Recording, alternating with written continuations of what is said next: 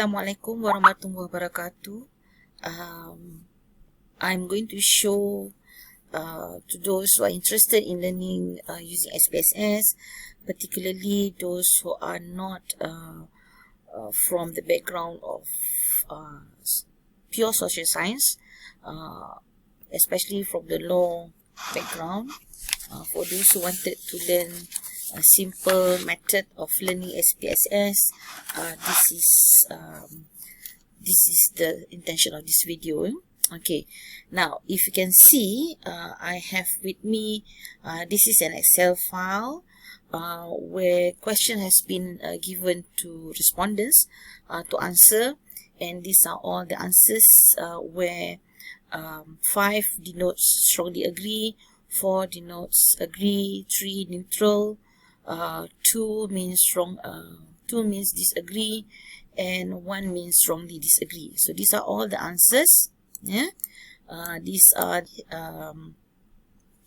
answers from the students on the for this paper. We are going to do a simple paper with me and my colleagues, especially law lecturers. We are doing this identifying factors influencing student awareness of fundamental liberties. Okay, so now we have this how should I say, this Excel format data. This is, I've already cleaned all the data. Okay, I only have all these answers, and you can see these are all what we call codes. Okay, coding, and let me just show you the codes. Okay, this is the coding whereby dv is our variable. Let me just also share you our framework. Framework for this research, our conceptual research. Our research objective is to identify the factors that influence the awareness of fundamental liberties among students, and we have already identified 3 independent variable and 1 dependent variable. So independent variable is sources of information, knowledge of fundamental liberties, restriction of fundamental liberties, and all these factors which influence the awareness of the students on the fundamental liberties. Now, fundamental liberties is the basic rights of human rights in Malaysia, especially citizens of Malaysia, which is based on the Federal Constitution. Okay, for example, one of the rights is freedom of speech, freedom of movement. So all these basic rights are called fundamental liberties. And I have shown you the coding. So dv stands for dependent variable, which is awareness. So these are all the items, items which we will check whether all these items is valid, reliable data. So all these items I've turned into coding. So A1 as awareness, S as sources, K as knowledge, and R as restriction. Okay, so you need to have SPSS before you can proceed with your analysis. Okay, now this the SPSS, and we can actually analyze those Excel data in SPSS. Okay, from SPSS we're going to get descriptive analysis, descriptive results, as well as inferential analysis. Okay? Now let me just import all those Excel. So we just click here, import data, Excel.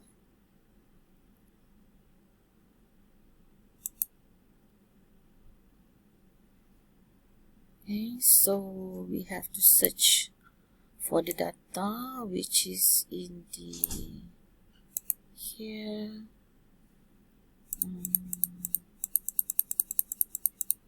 I just find the data which is research.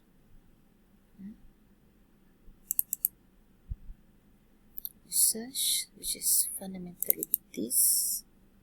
Okay, this is on inferential analysis.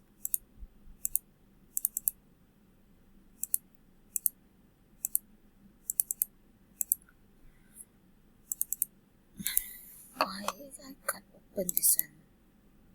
Okay, clean data, final paper.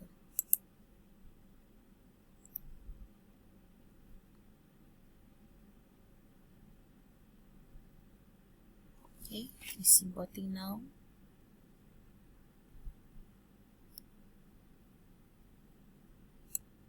Okay, so read variable name. So these are variables, so we maintain. The first row of the data is variable, so we can simply just click OK.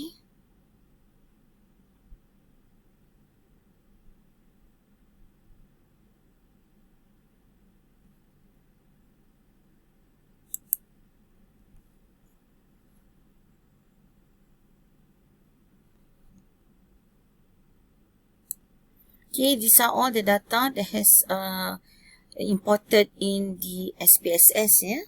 Now we need to look at variable view.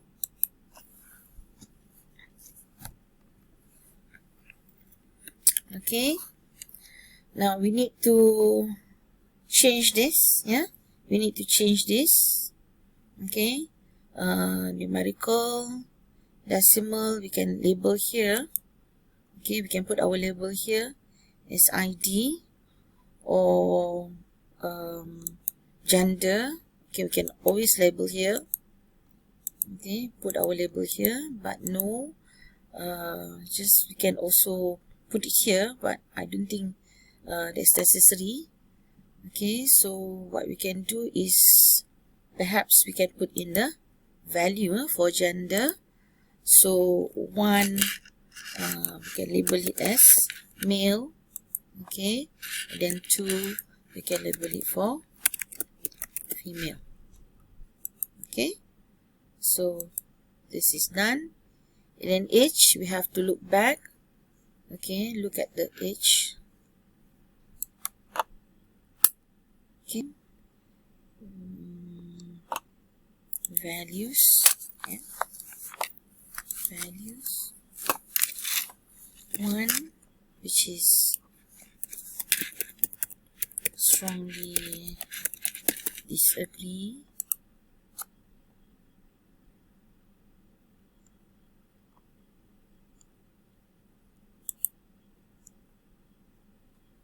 Two, which is disagree. Then three, we can put here neither disagree nor agree, or you can always problem. So four, agree. Five, strongly disagree. Okay, so we have all these volume values. We can always copy.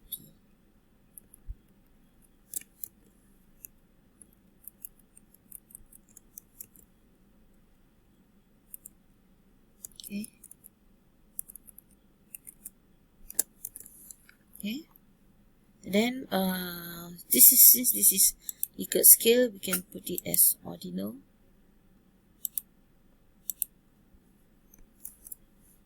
Okay.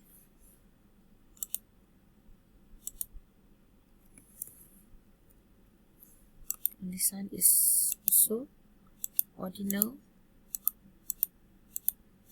Okay.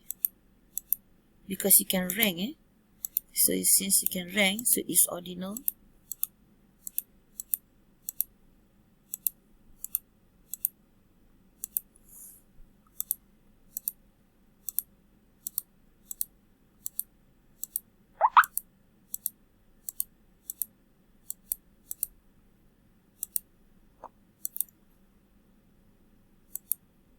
If we have put all ordinal, so what we can do is that we go to analyze.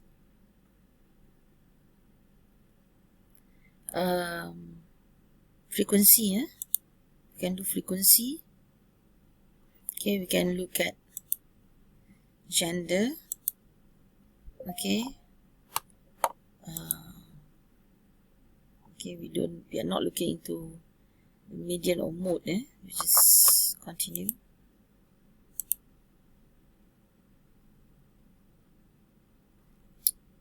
Okay, no missing values. There's 302 female student and 129 male student. That makes a total of 431 data. Okay, so we can also another one. We can also analyze. Yeah? We can also analyze frequencies as well. We can look at programs. Yeah, age. If we have done age, we can look at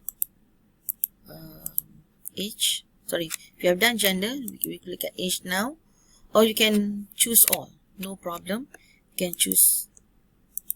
Okay, you can choose program as well. So they're going to analyze for 2, which is age and program as well. Okay, look at the age. Below 18 years old, there's only one. 18 to 21, there's what, 334 students. But between 22 and 25 years old, there's 43, and above 25, there's 3. So this is the programs.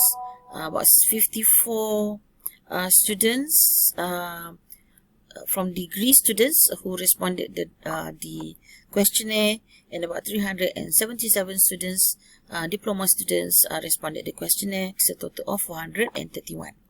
Okay, now we can transfer all this information, okay, into data, into our paper write-up as something like this. Yeah.